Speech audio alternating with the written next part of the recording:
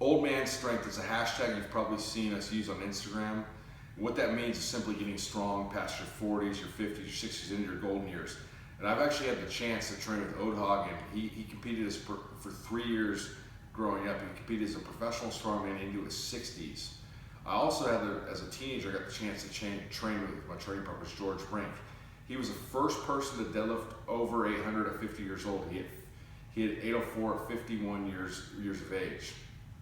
Okay, training clients since then, I've had numerous clients set world records as masters lifters. Okay, and this isn't like sort of a federation record. This is an overall record. And we're not talking about equipped lifting, we're talking about raw lifting. Why it's important to make that distinction, because I remember years ago when Powerlifting USA was still in circulation, when equipment was getting popular, you hear people say, oh yeah, you know, I'm 45 years old, I just hit my lifetime best bench press, but what they were failing to mention is they may have broken it by 20 pounds, but before they had to use a bench shirt, now they're using a bench shirt, so you know, it might be adding 200 pounds, so it wasn't really a totally a truthful, or was, you know, the best lies half the truth type of thing. So these are real, you know, real records here. So this morning, in about an hour period, I had 3 online clients send me in video of their lifts. Okay, first we had BJ Whitehead deadlift a lifetime training best of 710 in the deadlift. Okay, he's now a masters lifter, over 40 years old. Okay, Brandon Cass, 43 years old, has an all-time world record for masters lifters of squat. Hit a PR this morning of 755 in training in the squat. Then we had Renee Garganta, the legendary principal from Houston, Texas. He's in more of a mass building volume phase, and he hit 415 for 6 sets of 5. I'm going to show you the 6 sets. So I'm going to show you a video of all these lifts. Then I'm going to get into Then we're going to get into what actually helped these guys.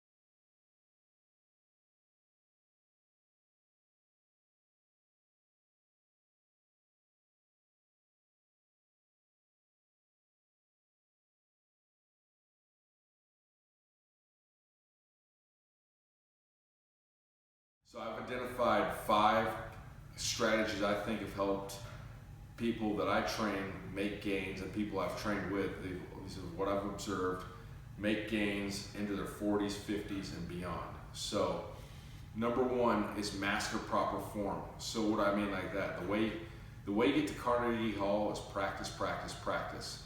Same way, you know, you get to your best in the big 3 power lifts. Okay, so every time you practice, you want to do it with your best impeccable technique, because every time you do it correctly, you build that motor pattern. Strength's a skill, and by practicing with proper form, you build that skill over and over and over. You become a master of that lift.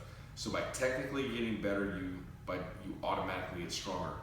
Then we're talking about isolation lifts. It's very important to have proper form, because obviously, if you are trying to isolate your triceps and you're, you know, getting your whole body involved and jumping up and down, that's not going to be isolating your triceps any longer. Okay, the second one is avoid heavy isolation movements. So what do I mean like that? You don't need to go for PR, swinging lateral raises, cheat curls, and things of that nature. Keep your isolation movements strict, and emphasize really focusing on that mind-muscle connection. So it's no longer about the movement, it's about the muscle. So if you're having troubles establishing that connection, go back and see our video. We already talked about establishing that mind-muscle connection. We uploaded it last year, but it's in the Jailhouse Strong Concepts list and the bodybuilding list here on the YouTube. But anyways, just a quick review is you can do a 5-second negative and really emphasize working. So if you're doing a tricep extension with dumbbells, you do a 5-second negative and really emphasize feeling your triceps. Focus on the muscle, not the movement so much. The second way is to isometrically contract the muscle you're going to work very hard for 5 to 6 seconds prior to doing the movement to get better activation. Okay, number 3, warm up properly. So we just talked about, performing the movement with impeccable technique builds a skill of strength. So warming up with impeccable technique will further aid you in the acquisition of strength. Okay, so there's nothing wrong with doing like 5 minutes of a general warm up on the treadmill or something to break a little sweat, your body temperature up, yada yada yada. But the thing is, you need to actually warm up with the movement you're going to perform, so you're totally ready to perform the movement, and you actually get more practice that way. So, last week we uploaded a video on the proper warm up for lifting. I suggest you review that. But as you get older, warming up is more and more important. So warming up is important for everybody, but for the aging lifter, it's extremely important. Okay, number 4, increase the frequency of deload. So if you used to deload when you're 25 every 6 weeks, now that you're 45, you might want to deadlift every 4th week, or find what works for you. Furthermore, within that, if you're a master's lifter over 40 years old, and your acquisition is, to be your strongest, you're already outside of societal norms. So in that tradition, let's go outside of societal norms and say a week's no longer 7 days. If you need to extend your week to 8, 9, 10 days, that's fine. So instead of doing 4 workouts in 7 days, it might be 4 workouts in 8 or 9 days or whatever.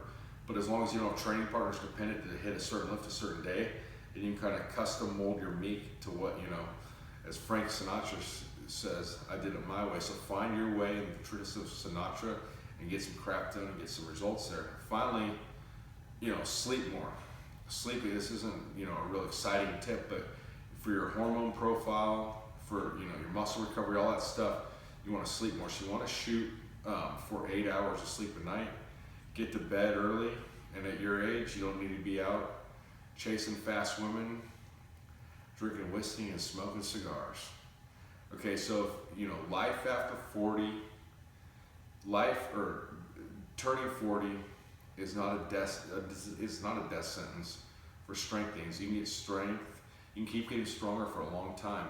And remember that I said this. Okay, so in powerlifting, strength sports, you don't really see people fade out. In football, you might see somebody, he's turned this age, just a step slower than he was 10 years ago, 5 years ago, whatever. In powerlifting, there's not sort of that fade out like that. It's usually something catastrophic. Someone just decides they don't want to do it. But if you can stay healthy, and you're going to stay healthy by implementing these tips, you can keep getting stronger and can control your destiny. So good luck, and let's get stronger. Thanks.